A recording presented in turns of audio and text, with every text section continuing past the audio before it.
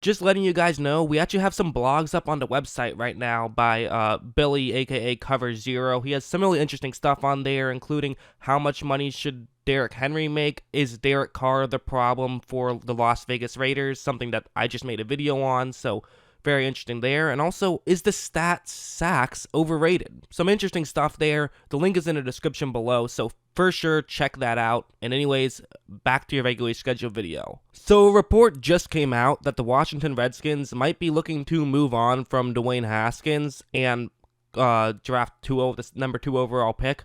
And I just don't believe it. I just don't, quite frankly. I think it's not an accurate report. For one thing, it was a Florida newspaper that came up with it.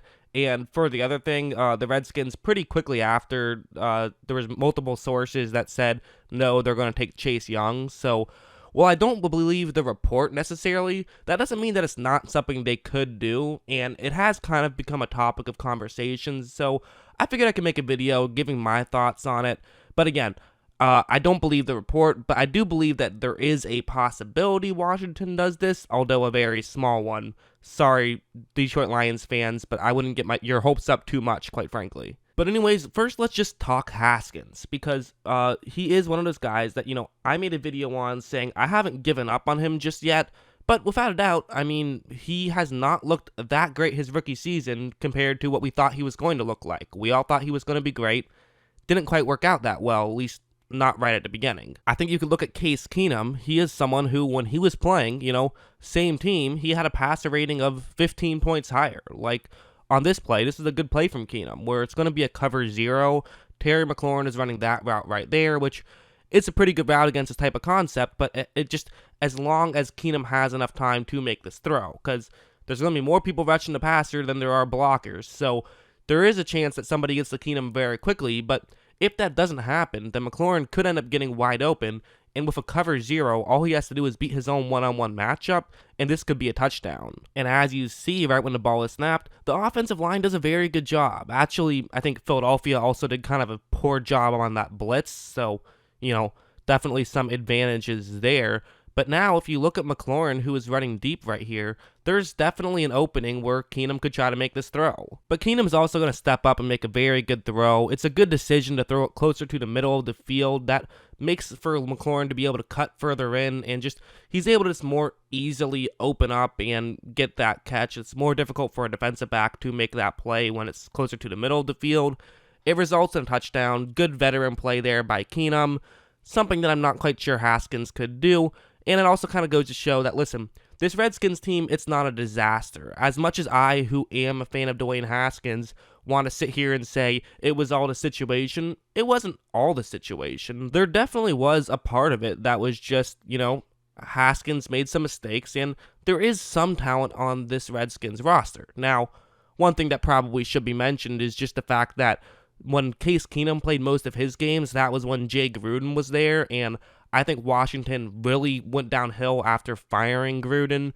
Not to say Gruden is a flawless guy by any means, but he is definitely a much better play caller than what they had going on after he left, no doubt about it. I also think that Keenum has that kind of thing where his numbers just are seemingly always better than how good he actually is. This happened in Minnesota as well, where this is kind of the patent in Case Keenum play, where it's going to be a cover 3 zone. It's McLaurin he's going to look at, who is running a deep route, a somewhat deep route towards the bottom half of the screen. And watch what happens right after the ball is snapped. More specifically, we know absolutely nothing at this point. I mean, McLaurin could get open, but it's not far enough in the route to really know if McLaurin is going to be open or not. However, Keenum just says, whatever, and he throws it down there anyways, and McLaurin makes a really good catch. And that's kind of like, that's what Keenum did in Minnesota that makes people think that he's good, is that he just would throw it up to Stephon Diggs and Adam Thielen. And sometimes it's not a terrible thing to just throw it up to a good receiver and hope for the best. Sometimes it really isn't. A lot of guys don't do that, but that's actually a pretty good way to get more value if you are a mediocre quarterback like Keenum is. He's not terrible by any means, but I think we all sort of agree he's either a lower tier starter or a top tier backup. He's in that range. But again, this video has nothing to do with Keenum. I'm kind of just bringing those plays up to show that, okay, you can be successful in this Redskins offense. Yes, there were some external factors late in the season why it got worse, but At the same time, I mean, Keenum had some success in the Redskins offense. If they went ahead and they drafted Tua, Tua could have some success in this Redskins offense, especially with a new coach, new offensive coordinator. Good things could happen. For one thing, I think that the Dwayne Haskins and Josh Rosen situations are very different. I'm trying to make sure I don't make the same mistake I made last year where I said the Cardinals shouldn't draft Kyler Murray, they should draft Nick Bosa. And admittedly, I think that that wouldn't be a terrible thing if they did that because Nick Bosa is really good. But at the same time, I do think they're in a better spot now that they drafted Kyler Murray. But I do think that one of the differences is that Haskins has shown way more than Rosen has. I mean, let's just use passer rating. It's a very flawed stat, but it's something like they use just as a universal stat. For Rosen, his passer rating was 66.7, and that was in a much bigger sample size where he threw 393 attempts. Dwayne Haskins, he only threw 203 attempts, but he still had a pretty significantly higher passer rating. It was 76.1.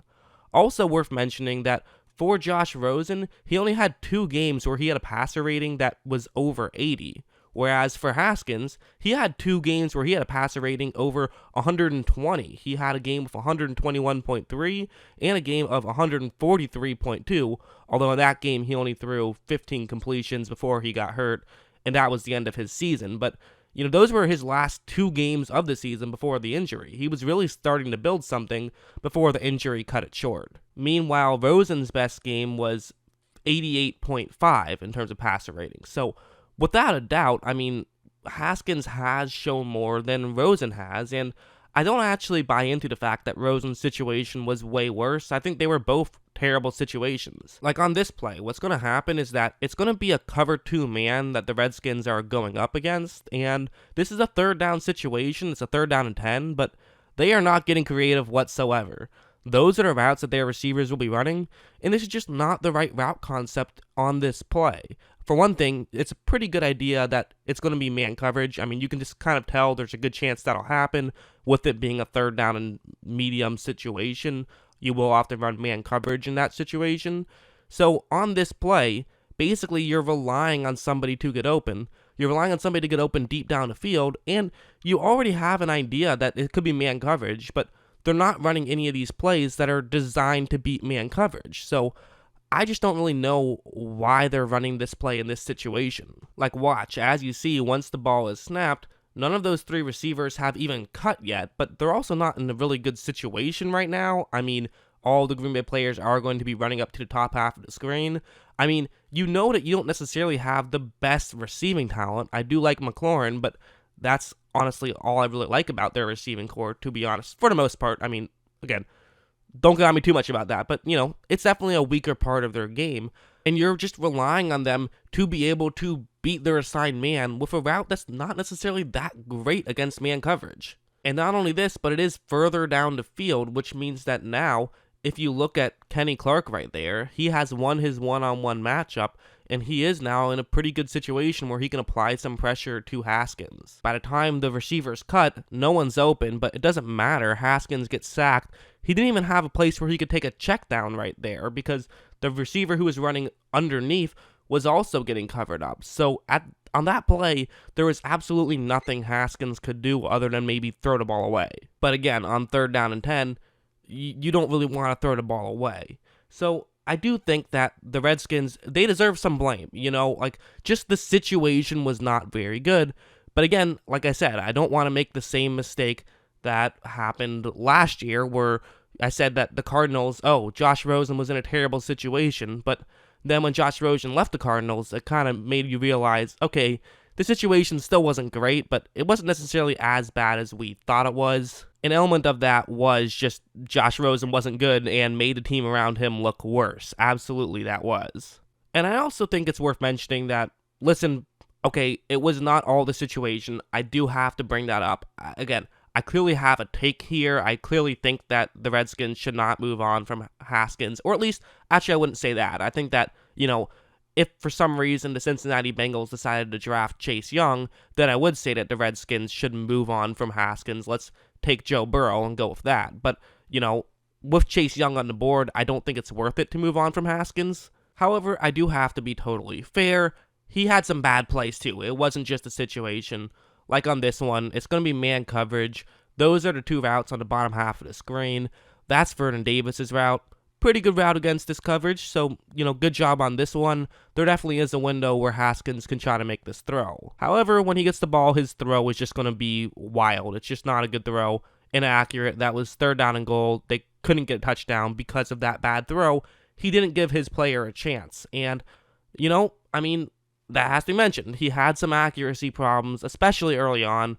Got a little bit better as the season went on. Just him as a whole got better as the season went on, but at the same time, it should be mentioned. He had some mistakes. Absolutely. I think it's also important to make sure that we separate feelings from facts, basically, and feelings from what we think that they should actually do. I think that just as people, we wish that someone could get more than just one season, in his case, just a handful of games to prove himself. But at the same time, you have to be ruthless in this business. And you know what? The Cardinals said, we don't think Rosen's our guy. They evaluated him well, where they realized that he wasn't that good. And they had a great prospect in Kyler Murray. So they said, you know what? Having Kyler Murray as opposed to Rosen is a big enough advantage that it's worth not getting Nick Bosa. So the question for the Washington Redskins and Ron Rivera is Tua worth moving on from Haskins and getting Chase Young? Is that worth it? And quite frankly, I think no. I think no is the answer. Again, I'm actually going to be open here. Even though I like Haskins, I haven't given up on him.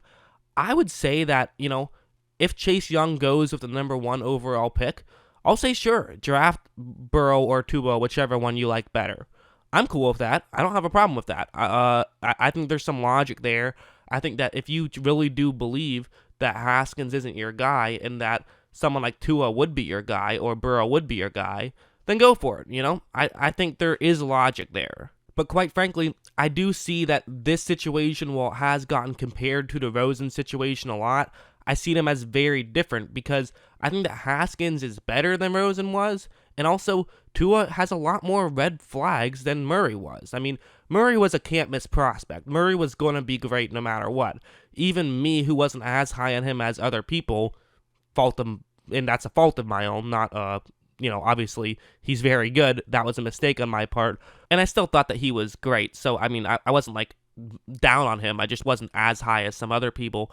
But at the same time, I do think that Tua's injury history, it worries me. Quite frankly, it does. He has a history of getting hurt. It's not just the one hip injury. He's had a few bad injuries at this point. He's a great prospect, but are you really going to move on from a quarterback who still has potential? Are you going to not draft maybe the biggest can't-miss prospect we've seen in a very long time? Just an absolute can't-miss prospect in Chase Young. Are you going to abandon all that to go for a guy who also has a big risk? At the end of the day, this is all about risk. And what's the bigger risk? What's the smaller risk?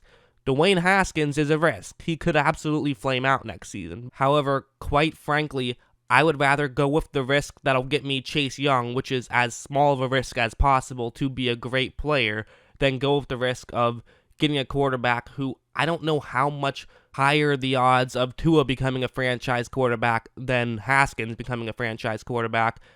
It's definitely, it can play out both ways, We all sit here and say the Cardinals made such a great move, but had they just not evaluated the talent as well, had Rosen still been very good, or had Murray not been that good, we'd all be flaming them and talking about how terrible of a decision it was to lose Bosa. It's a very high risk, high reward type decision, but personally, I think that the bigger risk is moving on from Haskins now. I think the smarter play is just give him an extra year. If he sucks in 2020, you can move on from him then in what's supposed to be a better quarterback draft class. And you'll probably lose a lot of games and have a high draft pick next year if Haskins sucks, and you'll have Chase Young. That'll happen if things go wrong next year, whereas if things go wrong with Tua, now you don't have Chase Young, you don't have Haskins, and you're just in a rough situation. So, anyways, that's just my opinion. I'd like to know what you guys think, and of course, as always, thanks for watching.